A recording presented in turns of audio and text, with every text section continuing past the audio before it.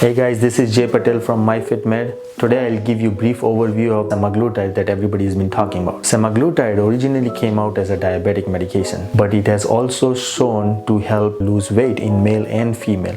So FDA approved it for weight loss, and it is now FDA approved medication for weight loss. Semaglutide effectively helps you lose weight by lowering your appetite. And it lowers your appetite by actually lowering your hunger hormone. It also slows your gastric emptying time, which means it will help you be full for longer time. So you won't be hungry right away after eating, and you won't be eating more frequent meals. Semaglutide also improves your insulin sensitivity and lowers your blood sugar. So semaglutide is an excellent option for male and female wanting to drop that few extra pounds without starving. While on semaglutide, you have to start eating healthy and make a lifestyle change. So whatever weight you lose, you can keep it off for longer time. If you have any question, give us a call, subscribe, and give us a thumbs up for more videos. Thank you.